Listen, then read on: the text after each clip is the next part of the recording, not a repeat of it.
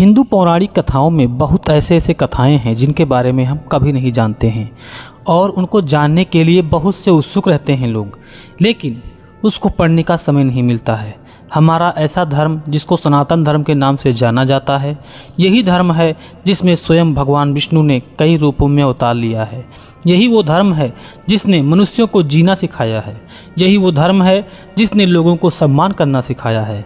यही वो धर्म है जो माता पिता का, स्वयं पिता को और माता को भगवान का दर्जा देता है। यही वो धर्म है जो माता पिता को गुरु और स्वयं माता और पिता दोनों लोगों को गुरु ही कहा जाता है। इसी धर्म में एक पुराणों में ऐसी कथा मिलती है कि माता सीता का एक पुत्र जिनका नाम कुश था, जो सबसे बड़े थे, छोटे पुत्र की कथा मिलती है कि उनको स्वयं माता सीता और राम से न जन्म होने के बजाय स्वयं वाल्मीकि जी ने उनका जन्म किया था, प्रकट किया था। नमस्कार दोस्तों, मैं हूं धर्मेंद्र कुमार तिवारी और आप देख रहे हैं अध्यात्म गुरु चैनल। मित्रों, इस कथा को शुरू करने से पहले आपसे निवेदन है कि आप वीडियो पूरा देखें, तो ही आपको ये कथा समझ में आएगा। चलिए हम कथा को शुरू करते हैं। गंगा के दक्षिण तट पर मुदगल नामक एक ऋषि का आश्रम था, जिसमें वे ऋषि निवास करते थे।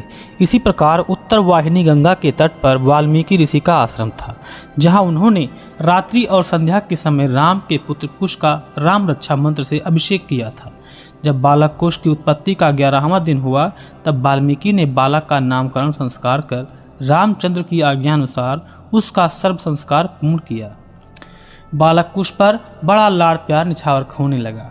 जनक और समेधा अनेक प्रकार के सुंदर वस्त्रों और विविध प्रकार के व्याघ्र नख आदि अलंकारों से कुश को अलंकृत करने लगे। शिशु अपने कौतुकों से सीता को प्रसन्न करने लगा। एक दिन जब वाल्मीकि जी के पास कुश को पालने पर सोया था और आश्रमवासिनी स्त्रियां अन्य कार्यों में व्यस्त थीं तथा अन्य जन भी वन में फल फूल लाने के लिए चले गए थे। रविवार का दिन और आश्विन का महीना था। इस कारण आज सीता ने गंगा स्नान करने का विचार किया था। उन्होंने वाल्मीकि जी से बालक कुश को देखते रहने की प्रार्थना की थी। फिर एक दासी को एक साथ लेकर तमसा नदी की ओर चली गईं। आगे जाकर मार्ग में माता सीता ने देखा कि एक वानरी अपने 5 बच्चों को अपनी कमर से बांधकर और अपने पीठ और कंधे पर बिठाकर चली जा रही है। यह देखकर माता ने अपने मन में सोचा कि तिर्यक योनि की स्त्री होकर भी यह वानरी अपने बच्चों को किस प्रकार से प्रेम कर रही है, किस तरह से प्रतिपालक कर रही है, साथ रखती है। और एक जीव, मैं मानव जाति की भावनी होकर भी मैं कितनी निर्दयी हूँ। मैं अपने बालक को आश्रम पर ही छोड़कर तमसा नदी में स्नान करने जा रही हूँ, मुझे धिक्कार है। तब इस प्रकार अपने को धिक्कारती हुई माता सीता वहां से लौट पड़ी। इस बीच वाल्मीकि जी लघुशंका करने के लिए बाहर चले गए थे। छात्रगण तो पहले ही अपने कार्य में बाहर जा चुके थे। इसी समय सीता ने वह पहुंचकर बालक कुश को उठा लिया और अपनी गोद में रख लिया और तत्क्षण वहां से दासी के साथ तमसा नदी मार्ग में चली गई। उधर जब वाल्मीकि जी लघुशंका करके वापस लौट कर आए तो उनकी दृष्टि पालने पर पड़ी। तो उन्होंने जैसे ही देखा बालक कुश वहां पर दिखाई नहीं दिया। मुनि को बहुत आश्चर्य हुआ। उन्होंने एक दीर्घ श्वास ली और बहुत सोचने लग गए कि अब मैं क्या माता सीता को जवाब। उनके मन में बहुत दुख हो रहा था।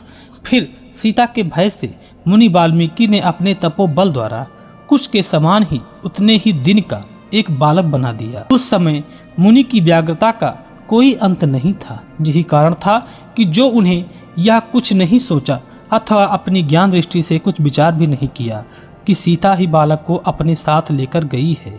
इतने में स्नान करके माता सीता दासी के साथ धीरे धीरे आश्रम की ओर आ गई। तब यहाँ आकर माता सीता ने क्या देखा कि कुश के समान वैसे ही अलंकार आदि से विभूषित एक बालक झूले में पड़ा सो रहा। सीता आश्चर्य में पड़ गई थी कि किस बालक है ये, किसका बालक है। उन्होंने मुनि से पूछा, हे भगवान, यह किसका शिशु है जो पालने में झूल रहा है। इधर मुनि ने देखा कि कुश तो सीता जी की कमर पर बैठाए हुए उसको लालन पालन कर रही हैं। वे बड़े आश्चर्य में हो गए। तब नमस्कार कर वाल्मीकि जी ने वह वृतांत बतला दिया जिस कारण उन्होंने शिशु का निर्माण करना पड़ा था। पश्चात मुनि ने पुत्र रूप जन्मे लव को सीता की गोद में दे दिया और कहा, हे देवी, मेरी प्रसन्नता से यह तुम्हारा दूसरा पुत्र है। इसका नाम लव होगा, क्योंकि लव से ही मैंने इसकी रचना की है। वाल्मीकि जी के इस कथन से सीता ने उस बालक को भी स्वीकार किया। वाल्मीकि जी ने कहा, इन दोनों में कुश ज्येष्ठ होगा, लव कनिष्ठ होगा। तदंतर मुनि ने लव का भी जाति कर्म संस्कार किया। उस समय भी विविध प्रकार के वाद्य बजे और स्वर्ग के देवता फूल की वर्षा करने लगे। वे बालक धीरे धीरे बड़े होने लगे और वे दोनों बालक अश्विनी कुमार की भांति बहुत अच्छे मीठे स्वर में बीड़ा बजाकर गाना गाने लगे और स्वयं गुरुदेव ने उनको बहुत सी शिक्षाएं, अस्त्र विद्या, धनुर्विद्या, सारी विद्याओं में निपुण बना दिया। और इसके बाद यंत्र तंत्र मुनियों की मंडली में जब दोनों कुमार रामचरित्र का गायन करते तो सबके मुंह से सासा निकल पड़ता कि इतनी लंबी आयु में हमने कितने ही गंधर्वों, किन्नरों, मनुष्यों, देवताओं, पाताल के लोकवासियों, ब्रह्मलोक एवं सारे ब्रह्मांड में अनेक गायकों के गीत सुने हैं, किंतु उनमें कहीं भी हमने न तो इस प्रकार की वाद्य कला की निपुणता देखी, न गाने की मधुरता पाई। इस प्रकार सब ऋषियों की प्रशंसा के पात्र वे दोनों भाई वाल्मीकि के आश्रम पर एकांतवास किया करते थे।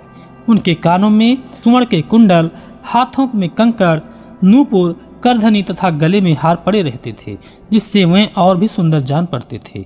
उनकी नित्य ही बाल क्रीड़ा को देखकर सीता, सुमेधा और जनक अत्यंत प्रसन्न हुआ करते थे।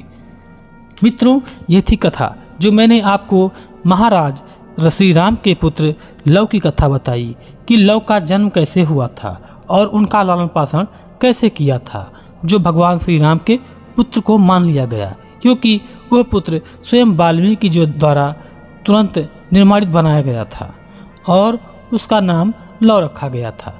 मित्रों, मुझे विश्वास है कि आपको यह कथा पसंद आई होगी, जिसका प्रमाण मैंने पन्ने को साथ में लगा दिया था। मित्रों, आपसे निवेदन है कि आप अगर इस चैनल पर पहली बार देख रहे हैं तो चैनल को सब्सक्राइब करके घंटी के निशान को दबाकर ऑल क्लिक कर देना, जिससे हमारा आने वाला वीडियो आपको सबसे पहले प्राप्त हो जाया करे।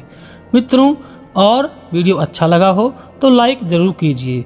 मित्रों, आपसे आखिरी निवेदन है कि मेरा एक दूसरा चैनल है जिसका नाम है भक्ति कथा ज्ञान, जिसका लिंक मैं आपको डिस्क्रिप्शन में दे दूंगा, जहां से जाकर आप मेरे उस चैनल को सब्सक्राइब कर लेंगे। मुझे विश्वास है कि आप उस चैनल को सब्सक्राइब करें। मैं आपको बता दूं कि मेरा एक चैनल दूसरा था जो मेरा अध्यात्म गुरु के ही नाम से था, लेकिन यूट्यूब पर मुझे मेरे चैनल को विपक्षी लोगों ने बंद करवा दिया, क्योंकि उनको हमारी प्रेरणादायक कथाएं अच्छी नहीं लगी। इसलिए मैं चाहता हूं कि भविष्य में कभी मेरा यह चैनल बंद हो जाए तो इससे अच्छा है कि आप लोग एक बैकअप के रूप में मेरे दूसरे चैनल पर ट्रांसफ़र हो जाइए, ताकि जो भी कथाएं, कहानियाँ, जो भी कुछ मैं सुनाऊं वो आपको उस चैनल पर भी मिलता रहे और मेरा बैकअप बना रहेगा। और ऐसे ही मैं आपका प्यार पाता रहूँगा, अपने परिवार से दूर नहीं हो पाऊँगा, क्योंकि आप लोग मेरे परिवार के जैसे हैं। अगर आप लोग मेरा चैनल बंद हो जाता है और उससे दूर हो जाते हैं तो मुझे बहुत दुख होता है। इसलिए आपसे निवेदन है कि आप मेरे उस चैनल से भी जुड़ जाएं, जिसका लिंक मैं डिस्क्रिप्शन में दे दूँगा। मित्रों, अब लेते हैं विदा, फिर मिलेंगे नई कथा के साथ। तब तक के लिए जय श्री राम, जय हिंद, जय भारत।